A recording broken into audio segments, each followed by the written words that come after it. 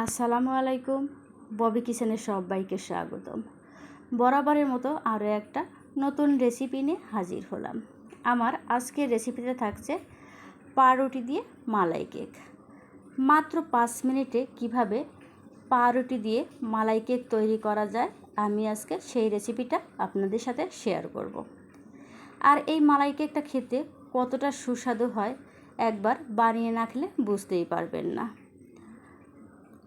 এটা যেমন অল্প সময়ে তৈরি করা যায়, খেতে মাশাআল্লাহ দারুণ টেস্টি হয়। তো চলুন দেখে আসি কিভাবে মালাই কেকটা তৈরি করা যায়।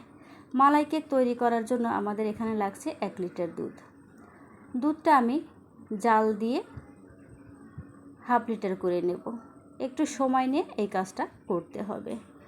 তো আমি দুধটা চুলায় বসিয়ে দিয়েছি। এরপরে দিয়ে দিচ্ছি আমি চিনি। এখানে আমি 1/3 কাপ পরিমাণ চিনি দিয়ে দিচ্ছি। চিনিটা অবশ্যই যে যার টেস্ট অনুযায়ী মেশাবেন। তো এরপরে আমি দুধটা ভালোভাবে জাল দিয়ে নেব। তো আমি এখানে পাউরুটি নিয়েছি। পাউরুটিগুলো আমি ছোট সাইজের নিয়েছি। আমি যেখানে থাকি সেখানে বড় সাইজের কোনো পাউরুটি পাওয়া যায় না, তাই আমি ছোট সাইজের পাউরুটি দিয়ে বানানোর চেষ্টা করেছি। আপনারা চাইলে কিন্তু বড় সাইজের পাউরুটি দিয়ে বানাতে পারেন, সেটা কিন্তু দেখতে আরও বেশি ভালো লাগে। তো আমি চাকুর সাহায্যে পাউরুটির চারপাশটা কেটে নিচ্ছি। আপনারা চাইলে কিন্তু এটা নাও কাটতে পারেন, তো আমার কাছে মনে হয় কাটলে ভালো লাগে, এজন্য আমি কেটে নিচ্ছি। এভাবে সবগুলো পাউরুটি থেকে আমি চারপাশটা কেটে নিয়েছি। তো এরপরে আমি চলে যাব চুলাতে একটা ফ্রাই প্যান বসিয়ে দিয়েছি। চুলার আঁচটা কমিয়ে হালকা আছে আমি পাউরুটিগুলো সেঁকে নেব। তো আমি পাউরুটিগুলো দিয়ে দিচ্ছি এবং অল্প আছে পাউরুটিগুলো দুপাশ ভালোভাবে ভেজে নিচ্ছি। এটা কিন্তু একেবারে হালকা ভাজতে হবে যেন কোনো কালার না আসে। তো এরপরে আমি এটা নামিয়ে নিচ্ছি।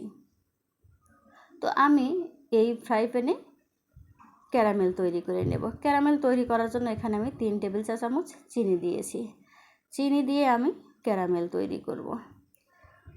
তো দেখে বুঝতে পারছেন ক্যারামেল কিন্তু হচ্ছে এখানে। তো এভাবে নেড়ে চেড়ে একটু সময় নিয়ে ক্যারামেলটা তৈরি করতে হবে। এটা তাড়াহুড়া করলে কিন্তু ক্যারামেলটা পুড়ে যাবে, তো মালাই কেকটা খেতে ভালো লাগবে না। তো আমি নেড়ে চেড়ে ক্যারামেলটা তৈরি করে নিচ্ছি। আর এই ক্যারামেলের মধ্যে আমি দিয়ে দিচ্ছি অল্প একটু পানি। অনেক সময় দেখা যায় ক্যারামেল সরাসরি দুধে দিলে দুধটা কেটে যায়, এজন্য আমি অল্প একটু পানি অ্যাড করছি। পানি দিলে কিন্তু দুধটা আর কাটবে না। তো আমার ক্যারামেলটা রেডি হয়ে গেছে, আমি এটা দুধের মধ্যে ঢেলে দিচ্ছি। তো ক্যারামেল দেওয়ার সাথে সাথে কিন্তু দুধের কালারটা খুবই সুন্দর আসে, আর এটা মালাই কেকে দিলে কিন্তু দেখতে খুবই ভালো লাগে। তো আমি একটু দুধ উঠিয়ে রেখেছিলাম, তো এর মধ্যে আমি দিয়ে দিচ্ছি গুঁড়ো দুধ। গুঁড়ো দুধ দিলে কিন্তু মালাই কেকটা খেতে আরও বেশি ভালো লাগে। তো আমি এখানে 4 টেবিল চা চামচ গুঁড়ো দুধ দিয়ে দিচ্ছি।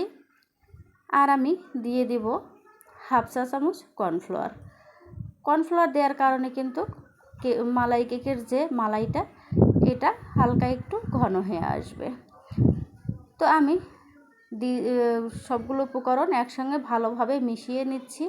তো এটা কিন্তু দেওয়ার পরে অনবরত নাড়তে হবে, নইলে কিন্তু যে কর্নফ্লাওয়ার দিয়েছি সেটা কিন্তু দলা বেঁধে যাবে।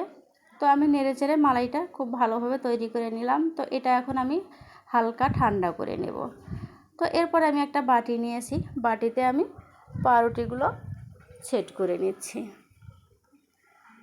তো আমি প্রথমে 3টা পাউরুটি দিয়ে দিলাম, এর উপরে আমি আরও 3টা পাউরুটি দিয়ে দিচ্ছি। তো আপনারা চাইলে কিন্তু আপনাদের মতো করে সেট করে নিতে পারেন।